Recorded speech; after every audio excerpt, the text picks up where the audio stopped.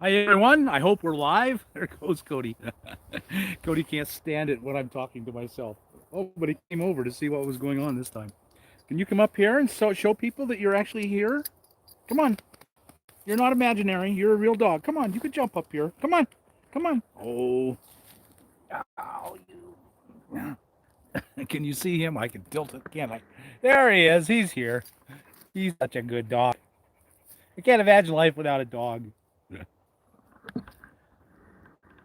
Okay, well, we're going live. I hope there are many of you out there that are hearing me live, and You're good. I'm good. How's the sound? I'm on an advertisement now. Oh, we're on an advertisement. I am. Oh, uh, so we're going live today. We have a topic of the day. I don't remember what the topic is. How to deal with the unexpected, rolling with the punches, uh, living the spontaneous van dwelling life. I guess. What is the official name of this? I don't remember. Something with the unexpected. Dealing with the unexpected. I'm still in Oregon, and really beautiful camp we're at right now. We moved, oddly enough, the camp we usually camp at is on a little lake, and we love it. But they're doing noxious weed spraying, so we had to get out of there so we didn't get sprayed with noxious weeds. They would have taken one look at me and said, "This is the most noxious of all possible weeds. We'll all have to spray him." So I got right out of there right quick. All right. Let's see. I don't think I can see that very well. Celia Calvin, hey, from Denver. Michelle Johnson, I'm getting more and more anxious. I can't wait to live like this. I understand. Yeah. Yeah, I can't imagine. I hope it's not anxious for you. It's a good kind of anxious. The excitement of a whole new life and the unknown. And unknown can be terrifying, but it can be fun too. It can be a good kind of anxious. I hope it is for you. JB, Cedar Ridge, California. Martha Hutchinson. Hi, Bob. What do you do with credit cards? I don't have any credit cards. I have a debit card. Uh, I'm not good at credit cards. I'm just a guy who just should not have a credit card. But debit cards work really well for me, so I just use debit cards. It's no big deal. Everything's done automatically by my bank. Uh, okay, there. Thank you, Ditzy. Thank you, Ditzy. Topic today is dealing with the unexpected. Type your questions here, and we'll try to forward them to Bob during the feed. Thank you for joining. Ditzy is one of our moderators, so she was giving you. I have to surround myself with smart people because I'm not all that smart. So even if you're not all that smart, if you surround yourself with smart people, you can sound smart, even if you're not. All right. Hey Bob, what do you do with Cody? I'm Debbie Parker. I don't understand the question. I play with him. I feed him. Every so often I bathe him. Not very often. Sometimes I'm mad at him, but he's my best friend. I guess I just do with him whatever you would do with. He's my furry kid. Really.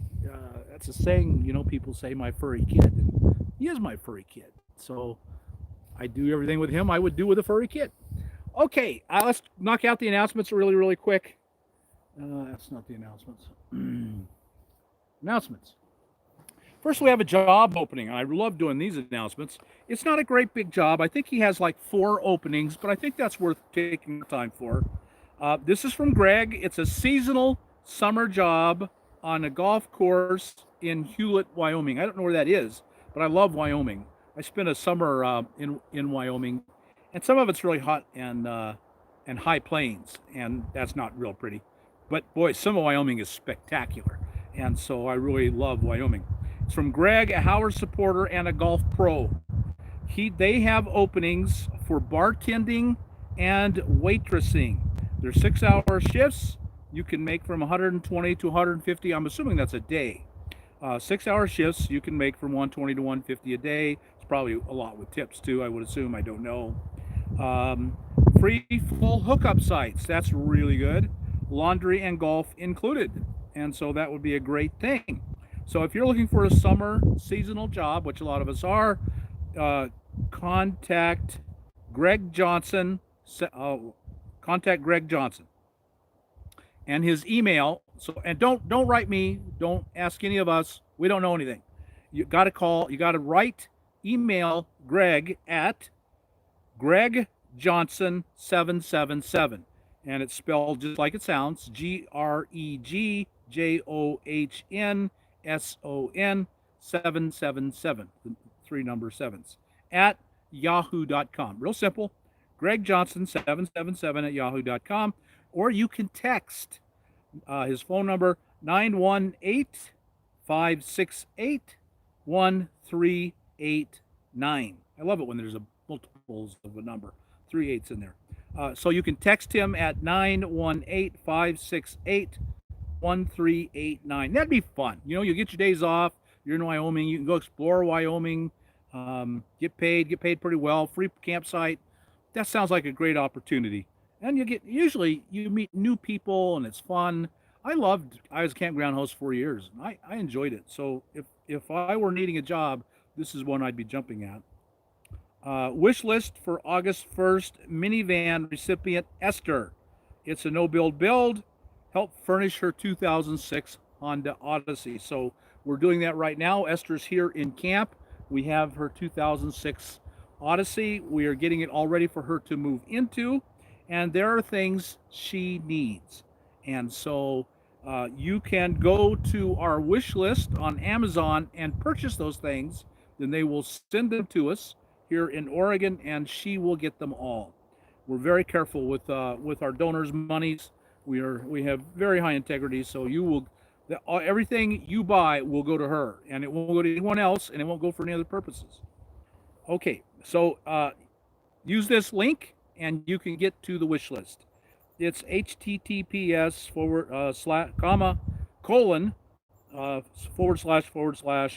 amzn.to. So that's the website. amzn.to/2JZ4J3C. And those are all uppercase. So it's amzn dot T as in terrible twos, O as in O, /2 JZ4 J3C. Okay, and then we have the standard caravan stuff, the standard Howa stuff. The virtual caravans are going. You can go to meetup.com/caravans, learn all about them. We have classes. This Saturday at 9 a.m. we have a class, Preparing for the Road. We'll have someone in there who is very familiar with that topic and will teach you about preparing for the road. You can get info and you have to reserve. That class will fill up. So you have to do an RSVP at meetup.com/caravan. Seating is limited. The emergency fund is still there. If you need help from the emergency fund, you are a nomad, you can go email efund, EFUND, at homesonwheelsalliance.org. Someone will call you, and we'll see about getting you an emergency fund. If we all take and no one gives, the emergency fund will run out. So please consider contributing to the emergency fund. It is at Howa, HOWA, .rally. We got to fix this. HOWA.rallyup.com. Rallyup, RALLYUP.com. Okay, we're doing sweepstakes. We have two sweepstakes going right now.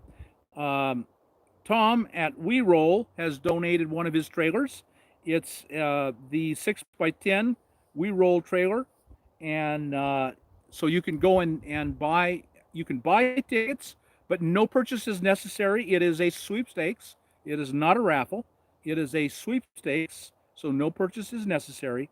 You can get all the rules, and you can learn how to enter without a purchase, without spending any money, at howa.rallyup.com. That's HOWA.RALLYUP.com. Thank you, Tom, at weroll.com. If you're interested in buying a cargo trailer to convert yourself, He has them. They're any height, almost any dimensions. He has standard 6x10s or 6x8s and up, almost any size. And they're insulated. They have windows. They have vents. The things that are hardest for a lot of you to do, he's doing for you. And so and they're great trailers, really high quality trailers. I have a video out, and you should really take a look at it. If you're thinking about buying a cargo trailer, I think he should be at the top of your list. Next, we are doing two drawings on electric bikes, folding bike. Great bikes. In fact, they just sent me one of their new models. I'm doing testing on it right now. So I should take you over and show it to you. I think I'll try and do that if I can make that happen easily. So you can go and enter the drawing. It is a sweepstakes, not a raffle. No purchase is necessary. You got all the information at HOWA, HOWA, dot rallyup, RALLYUP.com. So you can enter to win an electric bike, folding bike, or from Levi and crew at electricbikes.com. LECTRIC bikes.com. Fantastic bikes. If you're looking to buy an electric bike, I really strongly suggest you start there. They are really, really, really good bikes. So also, and again, at WeRoll, WEERL, excuse me, so I'm going to say that again, start over, WEEROLL.com, WeRoll.com. Both these guys support us, support the community. They don't just talk to talk, they're giving us money, and we're passing that money on to people in need. So we need to support them. In fact, I think, so that's the announcements. I've got one of their bikes they just sent me. Can I do all this without all the, I've got wires hanging everywhere. I think I can. I'll try. You have a Skillshare announcement. Skillshare. Oh, I do, yeah. I'll get that when I come back. Let me turn that back on. Ooh. Oh, I do, yeah. I'll get that when I come back. I got feedback now. Come out there. All right. Okay, let me turn you around and show you the new electric bike that they sent me, and I'm going to be testing out.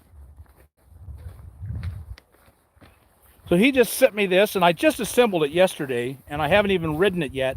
It's almost exactly like his first bike, except on this one, it's step through. And I think that's really important that there's not a frame bar here. Why? Why is that a big deal? Well, as you get older, your balance is less good. But you can see he sent me these. This doesn't come with it, but these are great. These panniers. I'll put a box here. I'll mount on a milk crate, probably one of the long milk crates, because I got to be able to carry stuff. That's what makes these electric bikes really valuable to me. And so getting my leg over it at 65 is just so much harder than stepping through. I think if I were buying one, I would definitely buy the step through model. But I won't go through the whole thing now. It folds up really small, and it's really a great little bike. Their last one they sent me was a fantastic bike. I was just really, really happy with it. Okay, let's get this thing on the road. So we're taking your questions. And you know me, I can just blither away if I have to. Don't forget the class. Oh yeah, I got to do an announcement. There we go. Get this put away. There we go. Put that over there. One more announcement, and then we'll go on. I gotta get my iPad fired back up. That announcement.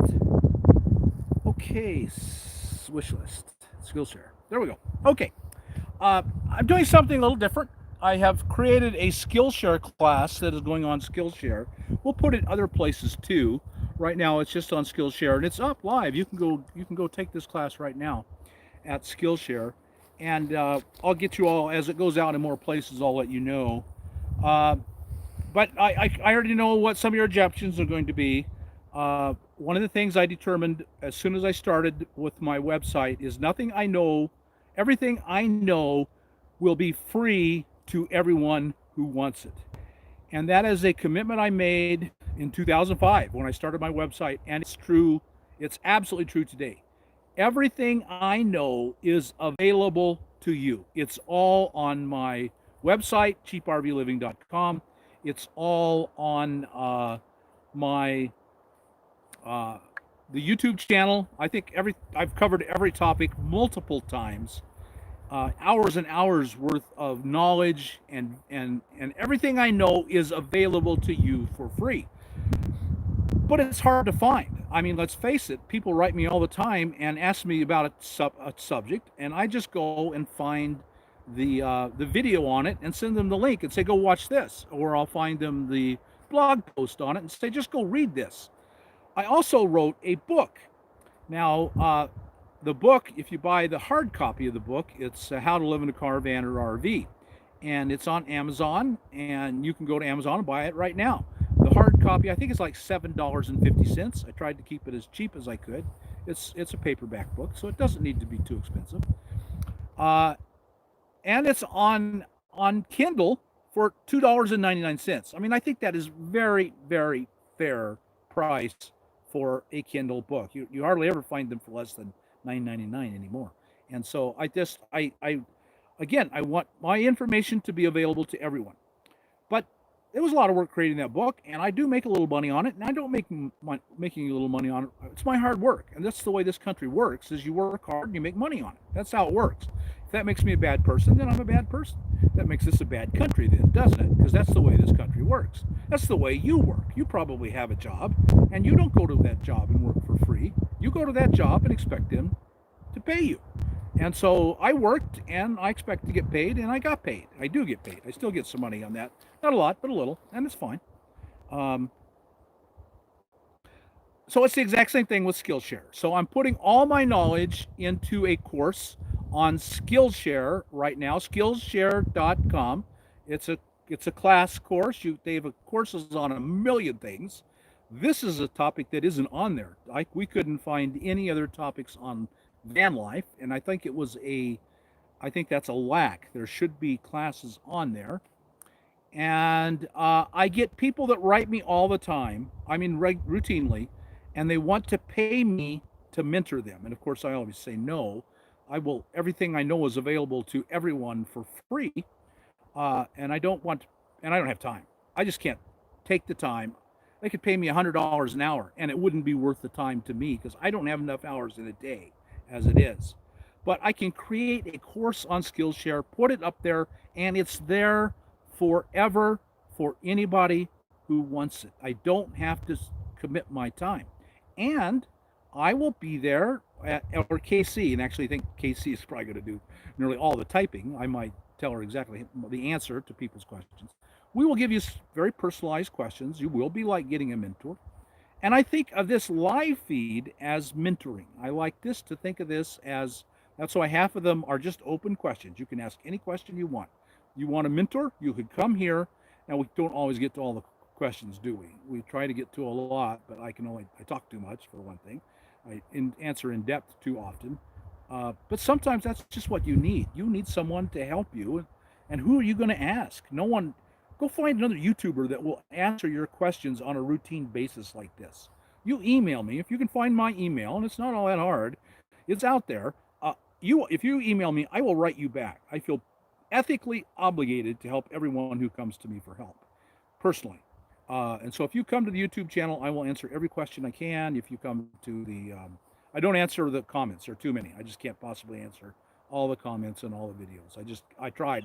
For a first year or two, I answered every comment, and I just can't. It's impossible. There are not enough hours in the day. All right, I got to stop. So you can go to Skillshare. Let me give you a little information on Skillshare. It's skillshare.com. That's SKILL, two L's. Let me start over. SKILLSHARE.com. Just the way it sounds. Skillshare /users/cheap RV living. My name is always the same. If you go to Skillshare and search on cheap RV living, you'll find the course. Skillshare costs, and they pay all their teachers. Out of all the money they bring in, they give all their teachers a percentage based on how much they're watched. I don't think I'm going to make much at this, but that's fine. All the information is available in an orderly fashion. There are 19 classes. Their average, probably the average is 15 minutes. It's like 3 hours, isn't it, Casey? About 3 hours of teaching. I believe it's two and a half, 3.5 hours, something like that. Um, and and It's actually 5 hours. It's fi- over 5 hours. wow, it's 5 hours of videos in 19 classes. Oh, I didn't mute. I am muted. Oh, I got to turn this down. And so, And they will see it if you're in the free room. right, I'll get to that. And so I got to stop. I got to get answering questions. So it's on Skillshare. That information, if you want just these classes, everything, everything I know is available to you for free. You just have to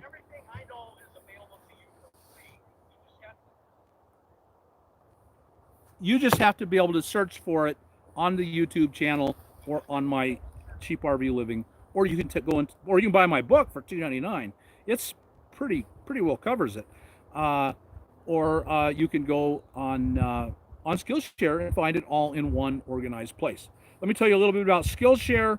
The name of the course is the Ultimate Crash Course to Living on the Road: How You Can Afford a Life of Travel and Adventure.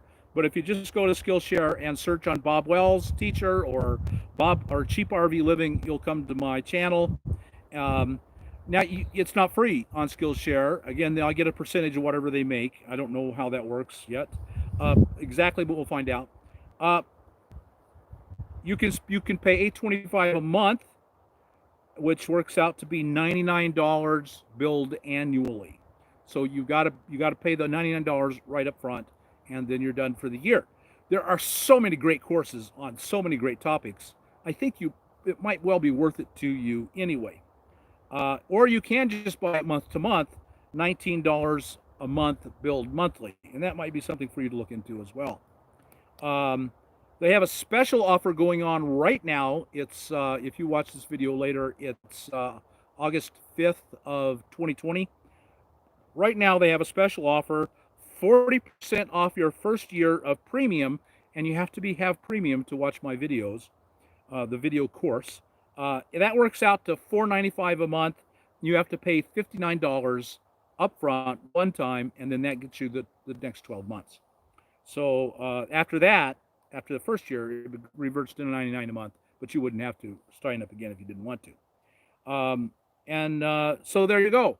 Just it's right now you can get it for $60 for the year, and then you get all the courses, and there are a million great courses on all kinds of topics, and I'm planning on putting more up there as well.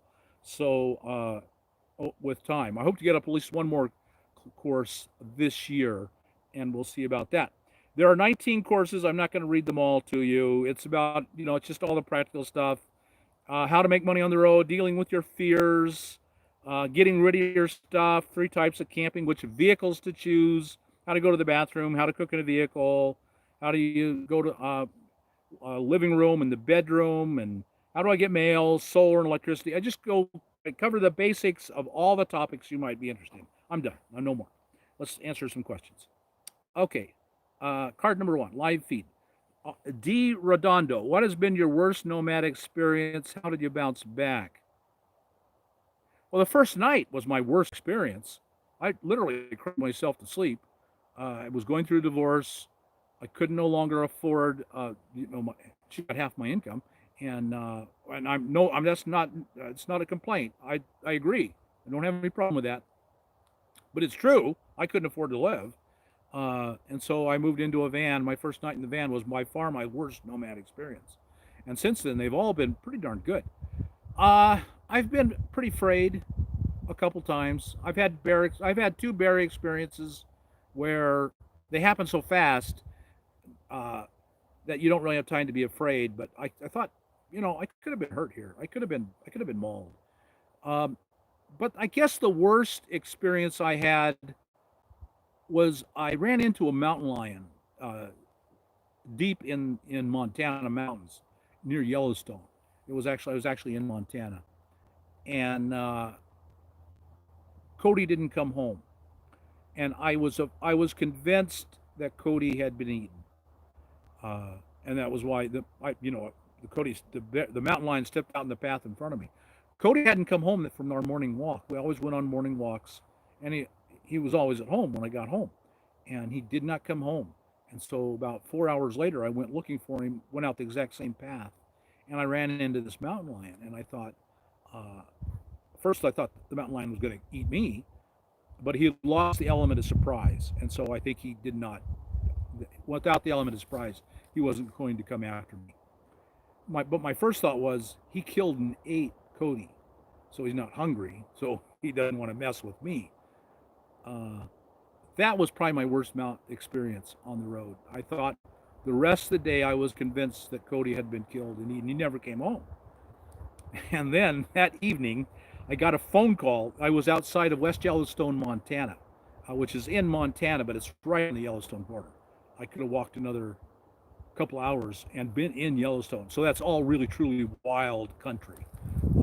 The Yellowstone ecosystem is all completely wild, and they move in and out of the border. The border means nothing to them and to the wild animals. And so I got a phone call from the West. No, I got an email from the West Yellowstone Police Department telling me they had Cody in the police station waiting for me. And until that moment, I was convinced the mountain lion had killed and eaten Cody. And that was my worst Nomad experience.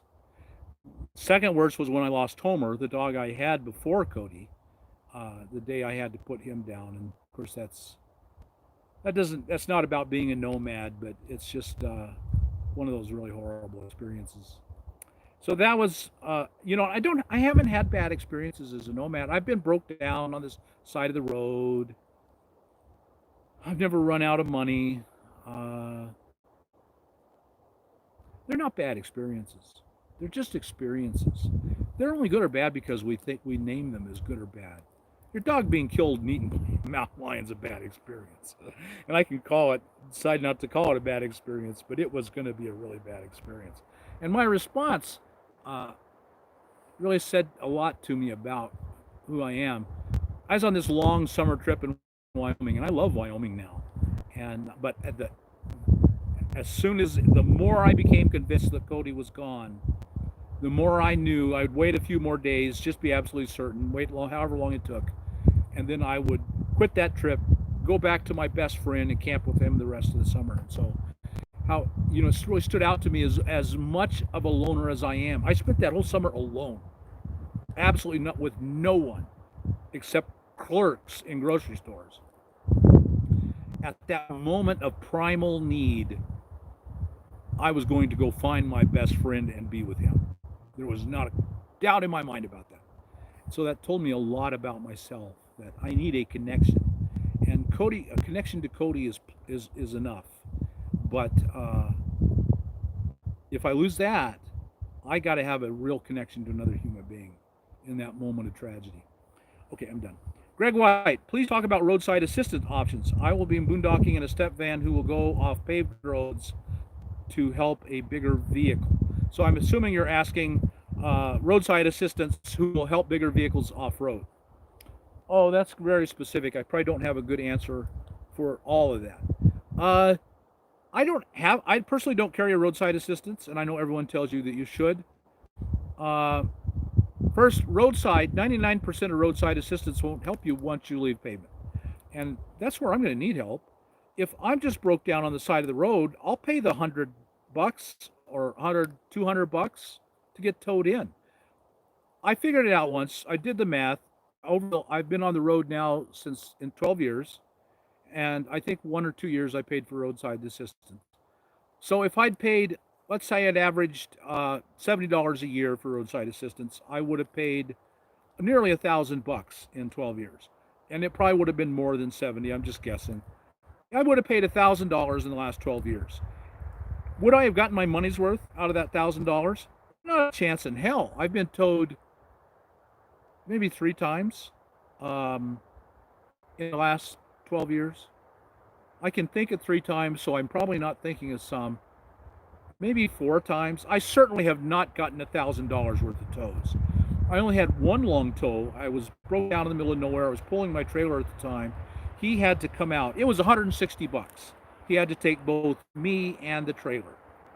And so he charged more, and we were probably 30 miles out of town, so that was a 60-mile round trip for him. And I paid $160 for that one. All the others were, $50, $100, something like that. I have not got. I would never have gotten my monies back. I just self-insured on roadside assistance.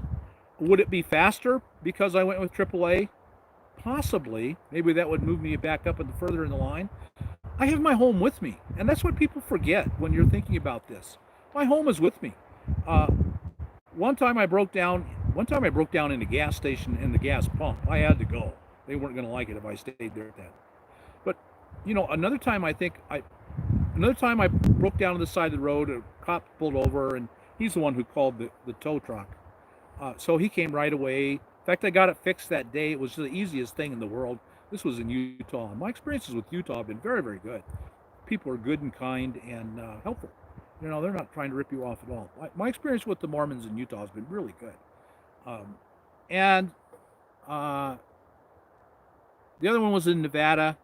I just broke down the side of the road in the middle of this road got no traffic. It was in the middle of nowhere.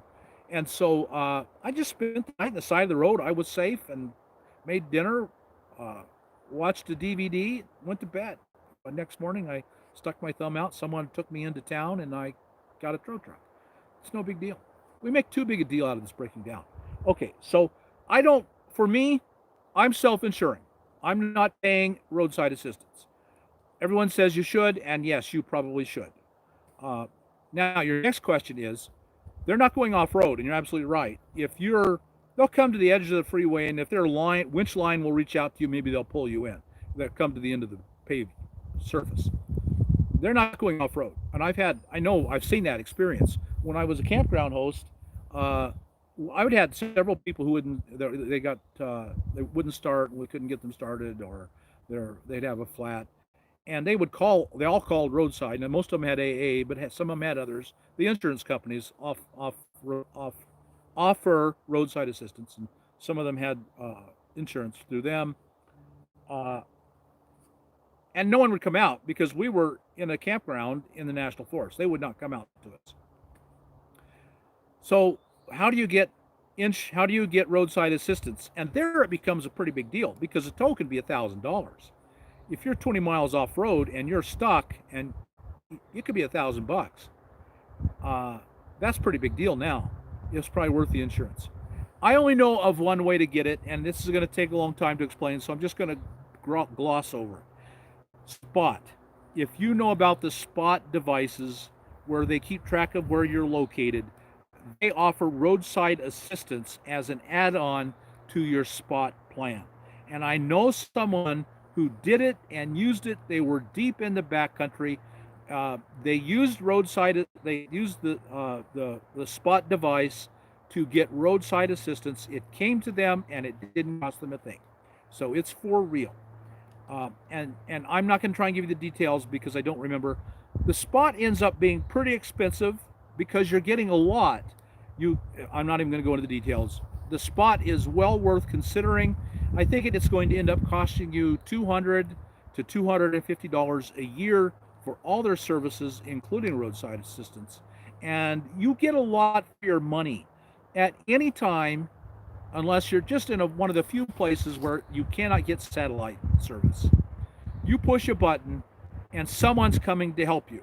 And that's a lot of peace of mind, even if you're down in your van. Then they're coming down. There's a way to tell them you're just broke down. You need roadside service. But if if it's life critical, you're near death, then search and rescue will be on the way. So to me, and you can just stay in touch with your friends to say, I'm here, I'm safe. That's the main thing. Most 99% of the time that it gets used for is I'm here and I'm safe. And that's peace of mind. And that can go up to your YouTube channel, or not your YouTube channel, to your Facebook page and social media. Look into Spot. That is the only thing that I know of that offers you backcountry, off-pavement roadside service. You've got a bigger vehicle, you'd have to look into if they will cover it there. I don't know. I don't have that information. Okay, Kathy Roberts wrote in to give some good advice. Best way to plan for the unexpected is one, to expect it. Great advice. Two, be prepared for the best of your ability. Excellent, excellent advice. Have a plan A, plan B, plan C for every potentiality. All right, that's great advice. Three, have realistic expectations. Things are going to break. You're going to break down. There are going to be problems. Expect it. Really good advice. Four, if one, two, and three fail, then just go with the flow. Boy, that's the best advice of all. You're in your home. You're not going to starve to death. You're not going to run out of water. Now, eventually, maybe, you're in your home, in your vehicle. That's because we live in our vans, don't we? Uh, it's There's rarely a really profound emergency. You could be hurt, and that would be a profound emergency, but that is unlikely for most of us. Five, learn what you can do better next time. Yeah, always learn from your current experiences. Kathy, that's just great advice. You always give great advice. Thank you. Gary, how do you get over the angst of the possibility of having a night on the side of the road because nothing was available?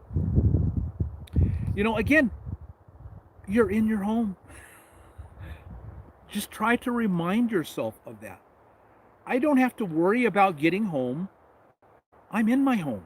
My home, I'm driving my home. If I'm broke down on the side of the road, and this has happened to me, and so this is the best advice I can give you, is because I've experienced it. I've been broken down on the side of the road in the middle of nowhere, Nevada. I got safely off the road. Now, if you can't get safely off the road, that is a big deal. But hopefully you can get safely off the road. And if you can, then it is no big deal in the world. I I had Homer at the time, my dog before Cody. Homer, it was a pretty place. It was actually a pretty part of the drive in Nevada. We went for our evening walk. I came home and I made dinner and I fed Cody. This was back when I had DVDs. I put a DVD in the laptop.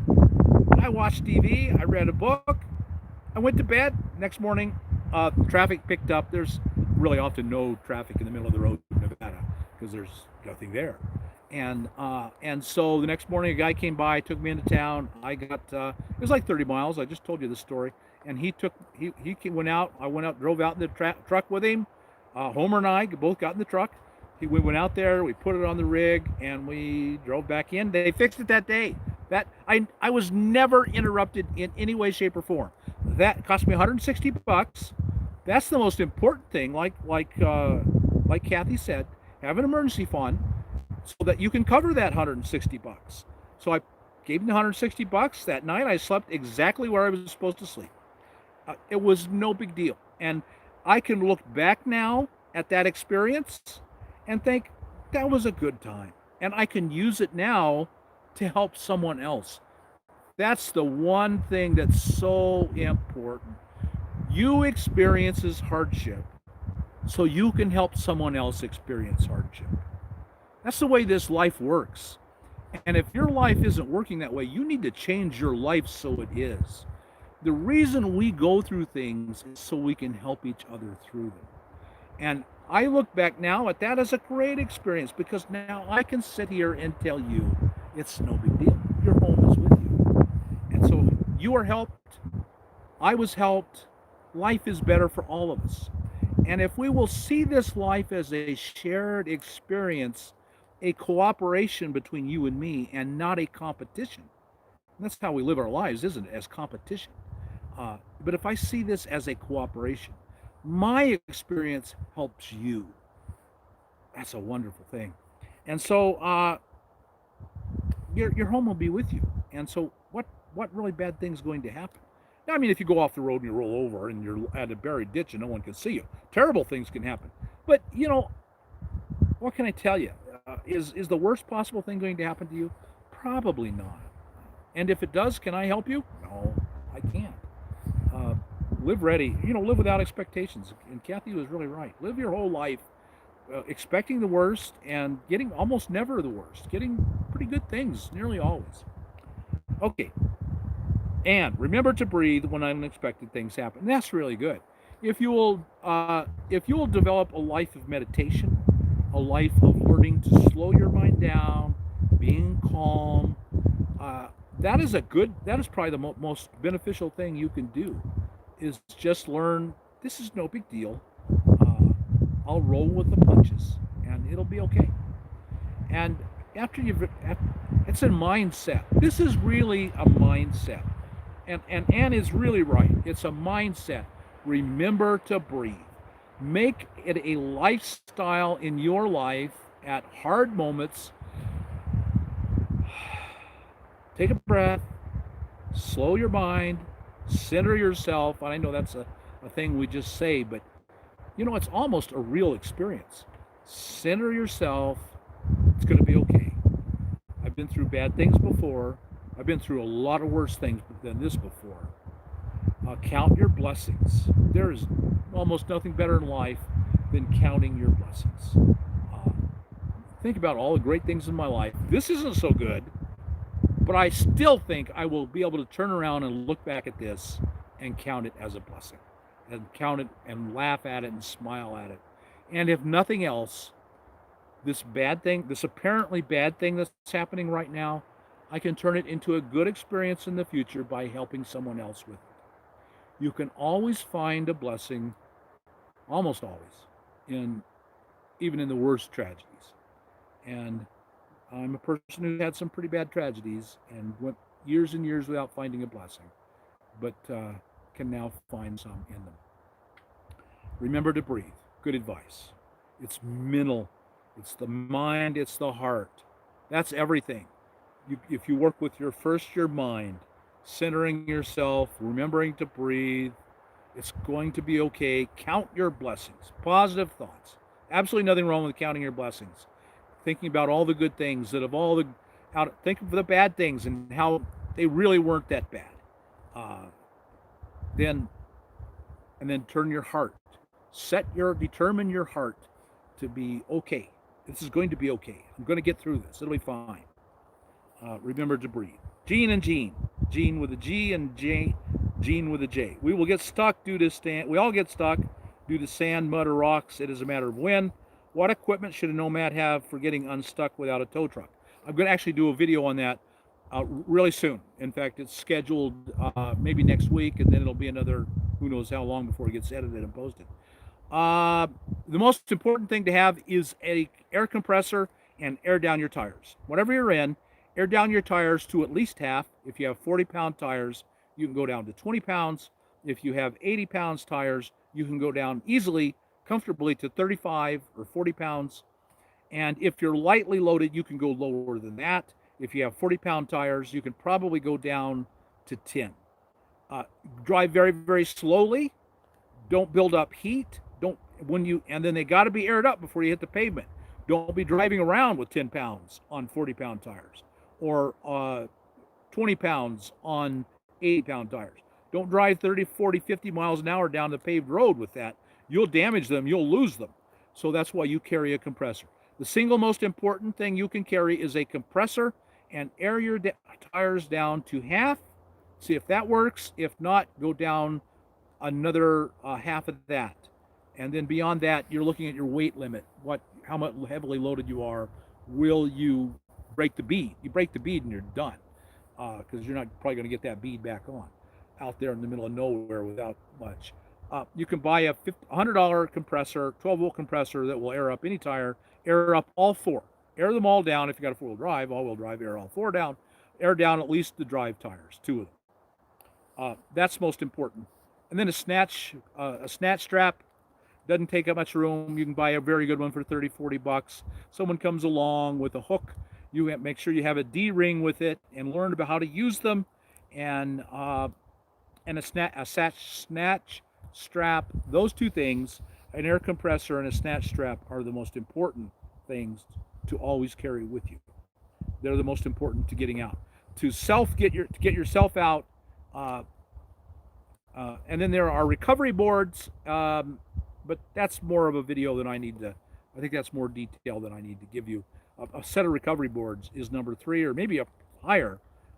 Those 3 things, you're in pretty good shape. Carl Horn Spencer, it is important to brace the idea that unexpected things happen. I've experienced many unexpected incidents in life. Like you and others have said, roll with the punches. That's really it. Having said that, do a little planning. Do a lot of planning. Uh, have a bit of savings. Have an emergency fund. If you break down and you can afford the tow truck, if you can afford the motel room, you can breathe through that so much easier than if you don't. So have the money on hand to cover the emergencies. Like others have said, roll the punches. Having said that, do a little planning, have a bit of savings, had a bit of self stable food and water. I'm not an extreme prepper, but I do have a few things for emergency. Also, a really good idea. Um, I spent 2 weeks in Colorado, just and in the deep back country, and so I'm going to do a video on all of this. What if I broke down back there? There's so much traffic on those deep back road countries in Colorado. You'll never be alone. There's a million Jeeps and ATVs and motorcycles back there. I was never alone for a second. And so in Colorado, it may not be an issue, but in a lot of places it will be. You go back into the back country in Nevada, you might not see anybody for a while, especially the more off season it is. And so, yeah, having a few extra food, have a little extra water. I'm going to talk about that. I'm going to talk. I have videos planned on all of this, especially in light of the pandemic. We should all be carrying some extra food, and I have a pail, a bucket, it's like a 5-gallon bucket, 30-day food supply. I'd cut that in half and make 60 days out of it if I had to. Carrying extra water, carrying a water filter. I'm going to do a video on water filters. I shot it already. And so these are things you should have. A little preparation goes a long ways.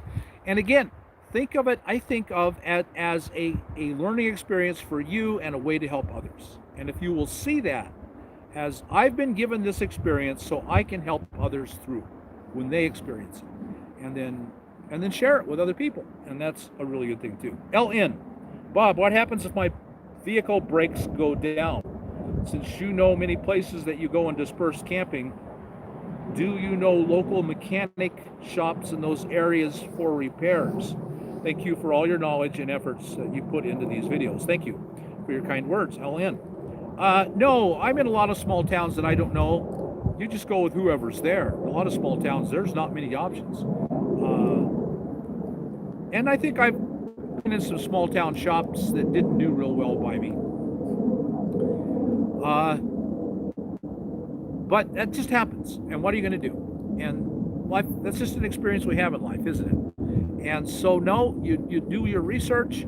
Small towns, you can usually ask, go into a gas station, say, hey, I'm having problems with my rig. Do you know I'm a good mechanic in town? So that's your first thing. Small town people know each other, and hopefully they'll give you good straight advice and say, yeah, so-and-so over here, well, he's just a backyard mechanic, but he's really good. Here's his phone number. That's an experience you may very well have.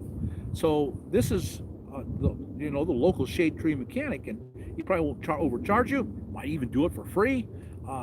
So being in the middle of nowhere, small towns doesn't have to be a tragedy, a rip-off opportunity. It can be a really special opportunity to get to know someone.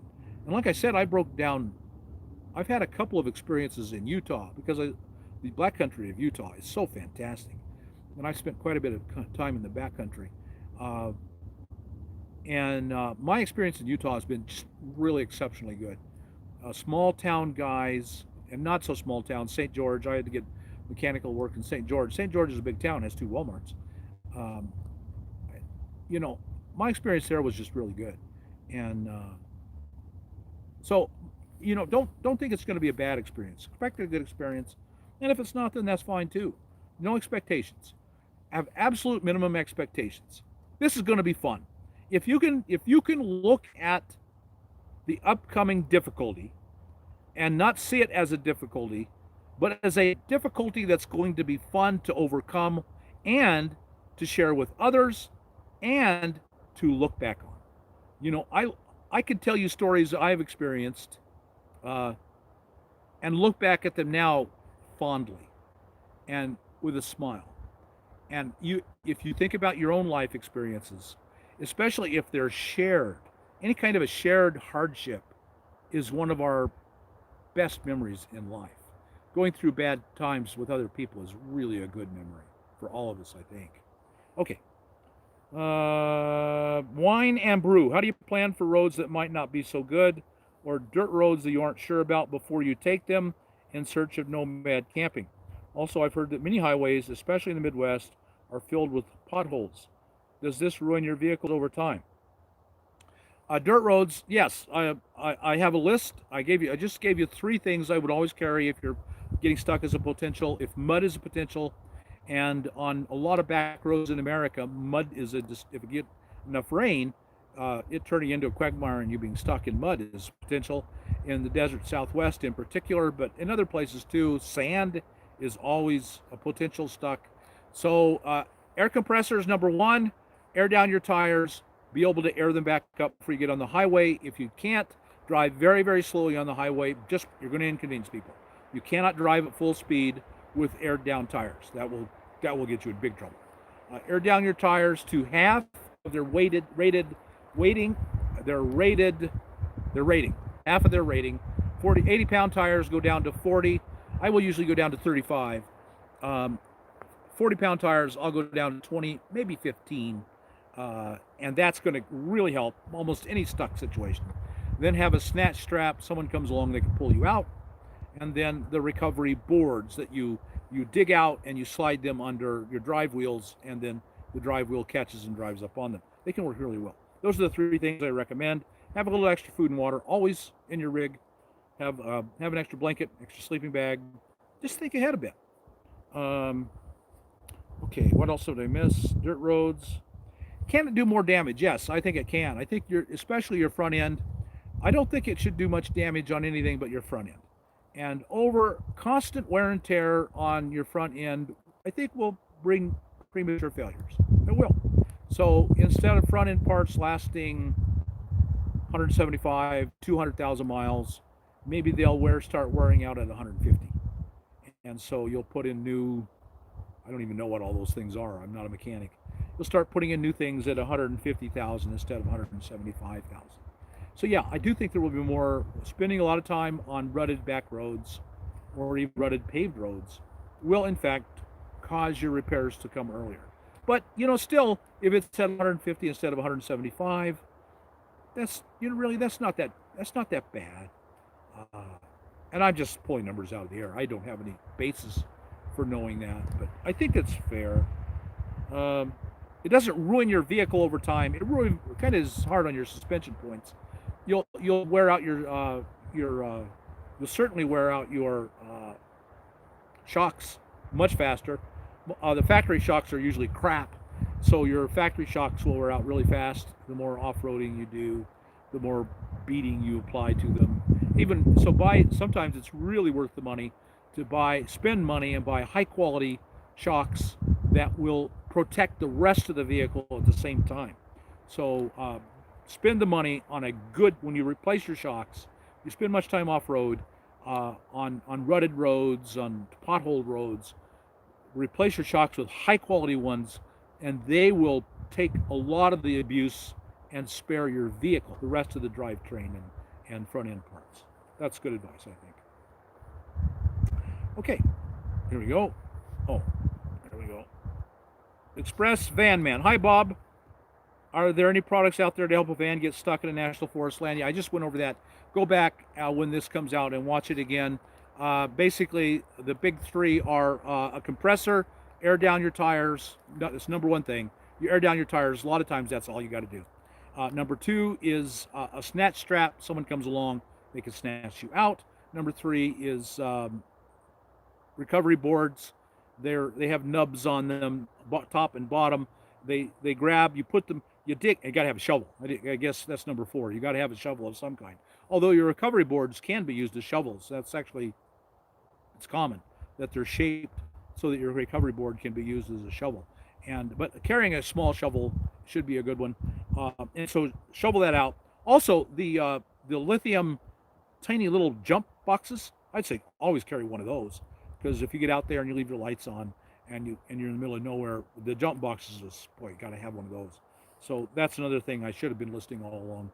Those things, I got a video I'm going to shoot really soon about all of these things.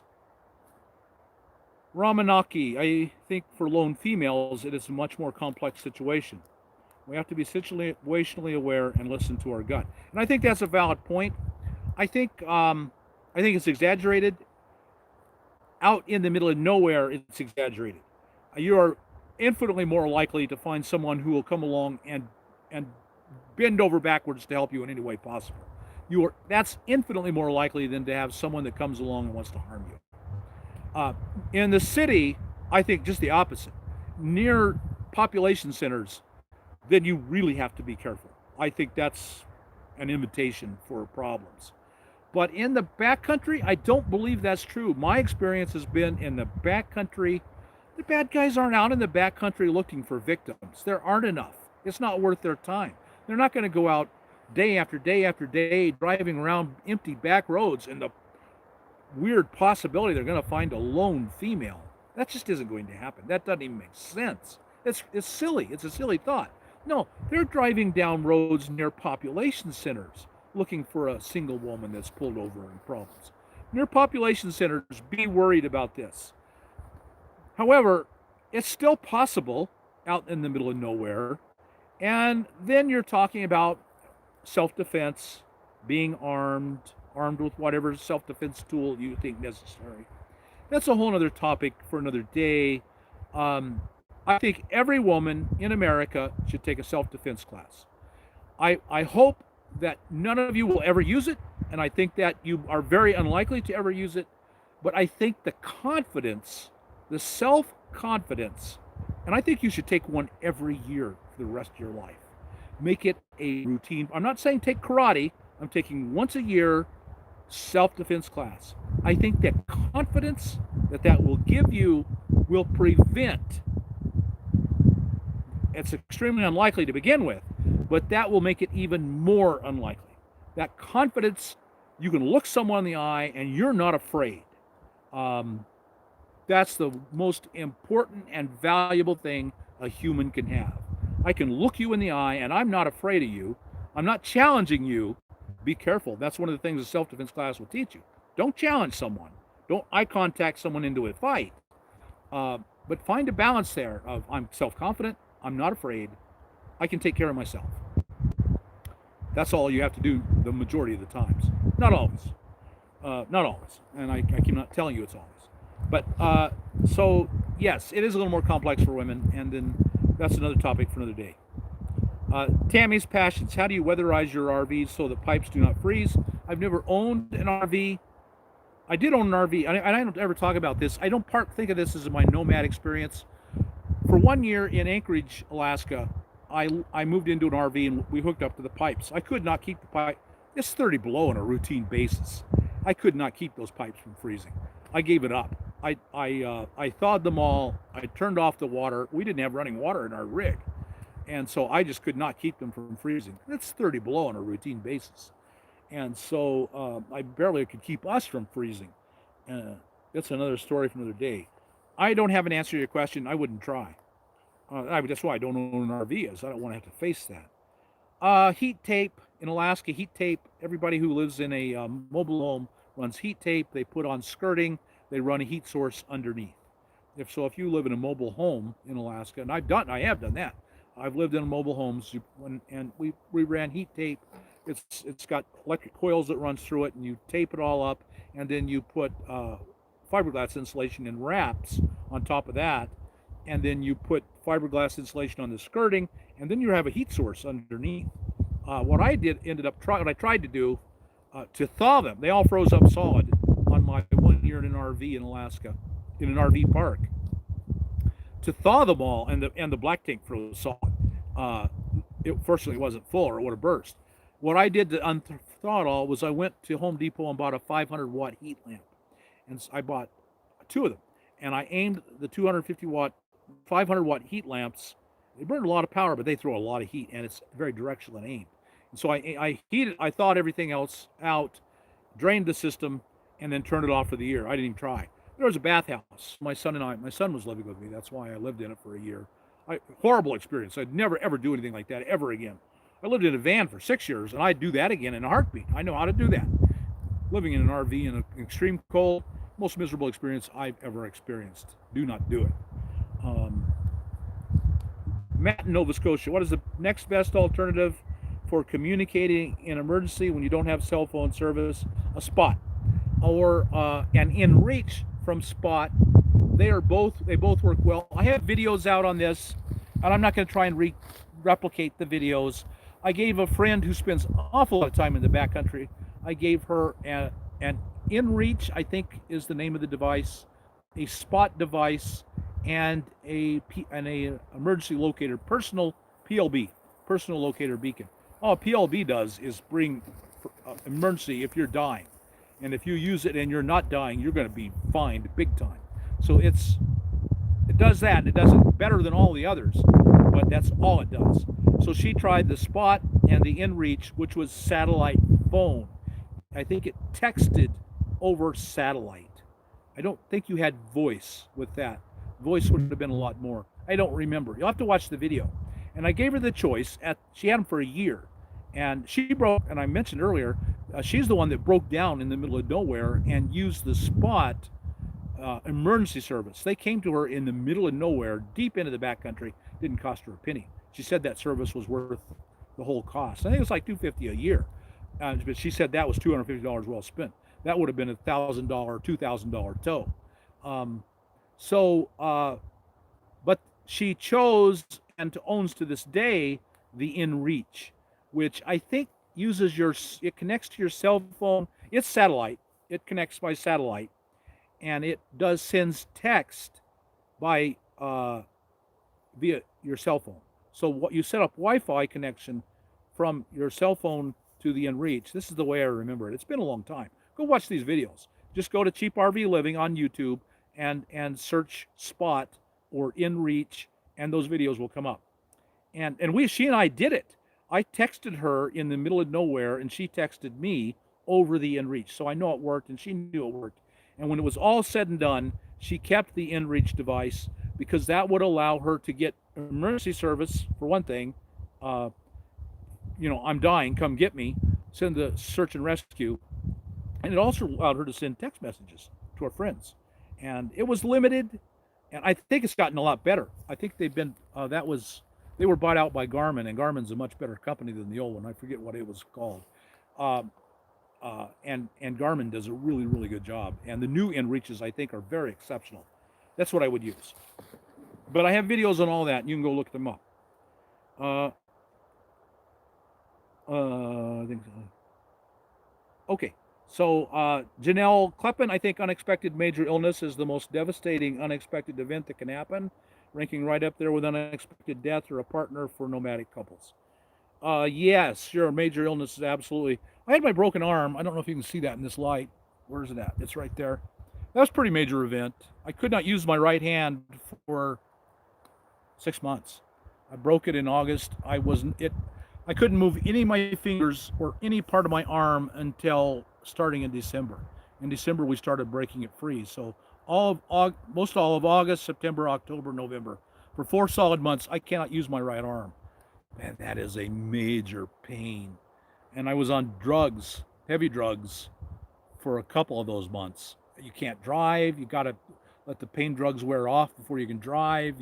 You feel stupid a lot. So that was pretty close to a major illness. Yeah, I got through it. And of course, if you've got cancer or heart disease, that's another story altogether. Yeah, you're probably going to have to get off the road. If you have a major medical event, you're probably just going to have to get off the road. I don't know if there's any other way to look at it. But if you were working, you'd have to get off the road and live in your house. And if you didn't have someone to come and take care of you, you'd have to have someone come in and take care of you. And so, is it that much different? If you're in an RV, you put the RV in a RV park, and whatever you would do while you were in your apartment, you do in your RV in the RV park, right? It's not any different. You've got an address, you're in a town, and this way you get to choose your town. If you're in an RV and you have a friend or family who will take care of you, you go to them. Whereas if your friend or family are in Arkansas and you're in Phoenix, you got a major problem. You got to move then with your illness. Of course, you still have a problem if you live in an RV and you got to get to Arkansas so your major friend can take care of you, and they can't come to you. well, then you still got to get the vehicle there. But uh, you get the RV there, you put it in an RV park, your friend will help you, or you move in with your friend, and then that just solves the problem. It isn't that different. Like my overall point, I get lost in details sometimes, is that it's not really all that different from being in an apartment. If you have a major illness and you're alone, whether you're in a van or an RV or in an apartment, it's a major problem. And a lot of the solutions are the same for all. And I I have known it happen. I have known some people that did it, and that's exactly what they did. They were in RVs. I've known at least two people who were Pahrump, Nevada residents, and there's a place in Pahrump called Preferred RV Park, and they both ended up living there because that it ended up being one of the cheapest ways to live in an RV, and they had doctors there, and you can get rides over to Vegas, and all the doctors on the planet, there aren't any better doctors than there are in Vegas, and so that's what they ended up doing, and that's what's going to happen. You're going to get off the road. With a little luck, you can get into an RV park, and that's where you ride out the major illness. Okay, what's going on? Melinda Mims. Flexible versus regular solar panel pros and cons besides stealth, harder to steal. Don't worry about stealing. That's a non-issue. Flexible break. You'd be lucky if you get 2 or 3 or 4. If you get 5 years out of a flexible panel, you were exceptional. That's the only really thing to think about. The flexibles break. They're not in, I don't recommend flexible. If you buy a flexible, no, you're only going to get a year, 2, 3, 4, and then it's going to break and you're going to replace it. If you're okay with that, and they have enough advantages, then do it. Otherwise, don't buy a flexible. Big Gut Ed, do you agree? Don't buy old vans. The service requirements usually are neglected. I do agree. For a lot of reasons. A lot of people are mechanics and they want to buy older vans because they're so much easier to service. Completely valid argument. If you're a mechanic and you would rather work with points and condensers than computers, then an older van works great. For everyone else, no. Buy a 1996 or newer so you get OBD2 and you get all the modern things that are going on. That is my personal advice. And my personal advice is to buy as new as possible. Let me say that again. 1996 or newer so that you get OBD2. That's a diagnostic system, the second generation. It'll make your life a lot easier. Before OBD2, it's throwing parts. It really is. OBD2 is advanced enough that you can really have a good idea of what's going on, so you're not just throwing parts trying to fix things. If you're not a mechanic, buy a 96 or newer. My personal preference is 2000 or newer. My personal preference is as new as you can possibly afford. That is my advice. I do agree with you completely, Big Gut Ed. And yes, they tend to be neglected, and I think that's a good reason. And they tend to be problems. A lot of people are dumping their old rigs because they're tired of fixing them, and they're just waiting for the next thing to happen. They found out about the next thing, and they don't want to fix it. They're going to hide it from you. They're going to sell it to you, and there you've got this thing to fix right out of the box. And so, yeah, I do agree. Darlene C., I would say Roadside is good if you're on a road trip versus living off grid, staying in one place as long as you can. For me, I'm hoping to travel a lot for the first year or two. Yeah, it's a personal preference. To me, it's just a matter of money. I will self-insure, but for a lot of you, getting roadside assistance is well worth the money. 80, $100, whatever it is, well worth it. And you get lockout, and maybe you're a person who locks themselves out. I always have a key. I've locked myself a lot, so I'm a person who does lock myself out. But you know what? I've never locked myself out since I put a key on a chain, and this key never comes off. This chain never comes off. If I'm in the shower, it's actually kind of greenish. It's not really looking all that good. It never comes off. The whistle is for bears, which I've never seen a bear in 10 years, but the whistle is mainly for code. When I got Cody, I trained him on the whistle, and so I just still have it. And bears if I'm ever in bear country. Actually, I'm in bear country now. but we haven't. I haven't seen one, but other people have. The Creative Rover. It's 10 after, so we're going to go another 5 minutes. The Creative Rover. Hearing a lot lately. New Mexico dangerous. Is New Mexico State Parks Pass still good? Safe deal for single senior women? I don't think that's true. Albuquerque, the town of Albuquerque, is one of the most dangerous towns in America. I have heard that. I believe that's true. And I don't know why. It doesn't even really make sense to me, but that's what I've heard, that its murder rate is one of the highest in Albuquerque of all places. That just doesn't make sense. But backcountry is a whole other story, and I don't have a very specific answer. I don't know what the crime statistics are in New Mexico backcountry. The specific your specific question is about the New Mexico State Parks Pass.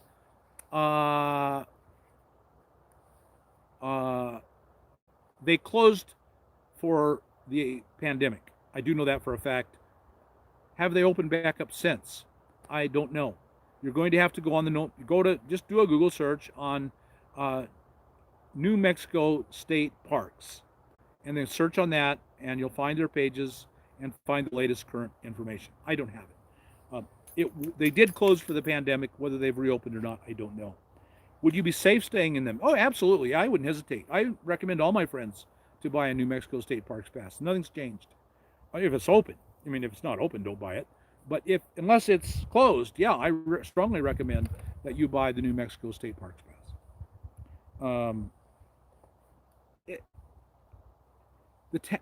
Population centers are dangerous, always. Remote country is not, and I know you find that really hard to believe. You think being alone has to be dangerous, and being in a town can't be dangerous, and that's just the opposite. The reality is, the crime statistics in the middle of nowhere are non-existent. They don't even keep them because there are so few crimes. If there's a crime in a national forest, it makes headline news because it's so rare. It never happens, so when it does happen, we all hear about it. And then you think, well, I just heard last year someone was killed in a national park or a national forest. Yeah, one person. It is a rarity for violent crime in the backcountry. I'm not aware of any. I am not personally aware of any. You can't say that about the cities and population centers. It happens all the time there. And so watch the news.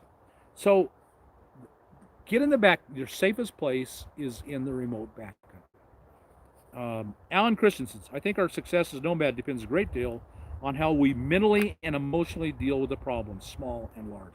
Absolutely. This is a mental attitude thing. A small problem could come up and can devastate you, or it can be the source of a challenge. You can see it as a challenge, or you can see it as the end of the world.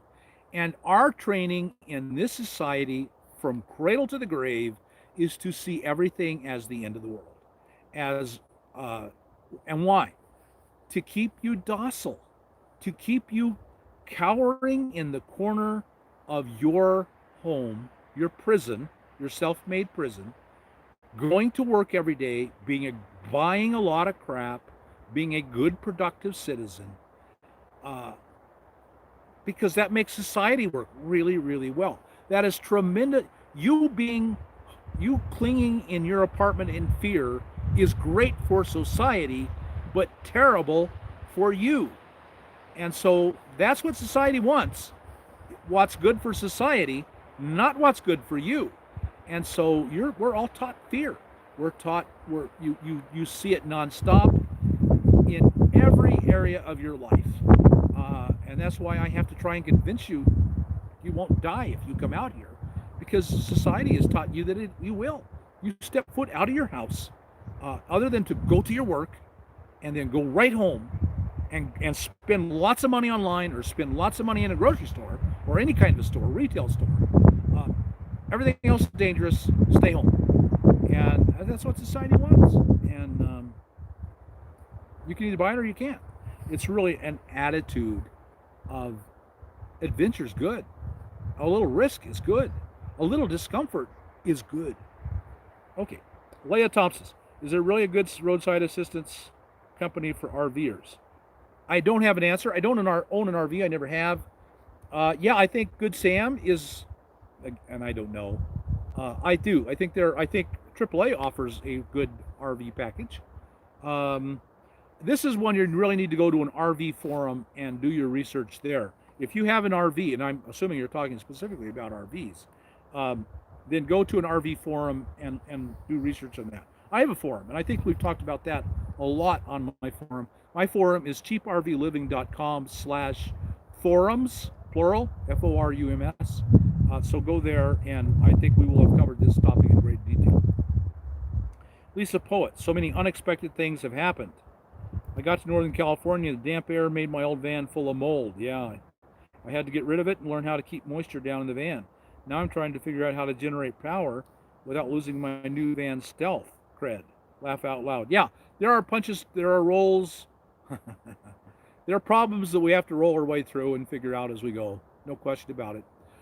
To me, that's part of the joy of the life. Uh, what's the difference between a rut and a grave? Uh, both are very comfortable. A grave is very comfortable. Uh, you don't have problems or challenges. What is the difference between a rut and a grave? Not much. And so I think having some challenges in life is a good thing. And if we can see it that way, I think we'll be a lot better off. Okay. Uh, Sarah, I'm trying to launch full time from Florida. I'm concerned about the logistics of traversing rises in COVID and hot temps to get out west. Well, I'm hoping you have air conditioning. If you have air conditioning, drive like crazy.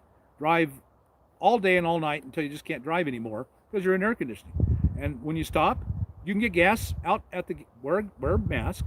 I just drove to and from Colorado. It's probably been 2 weeks now, maybe 3 weeks. Uh, it's just no big deal. Look where I am. This is the safest place in this country. And every national forest, you're going to drive through a lot of, from Florida all across the Southwest. Alabama has a million national forests.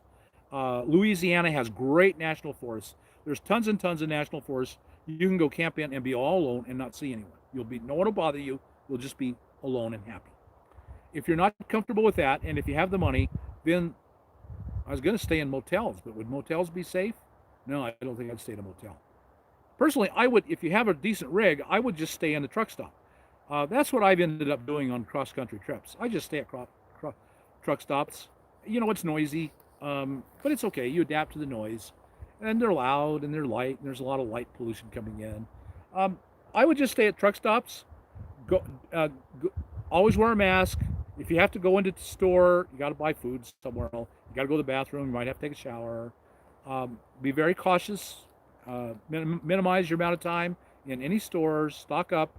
Try to cook in the rig. Stay at the truck stops. You're not going to be around anyone. It's just not an issue. You're going to be safer doing that than you are going to be doing almost anything. When you get out west, go to one of the cool places. Go to Colorado. Go to Leadville. There's a bunch of us out at Leadville.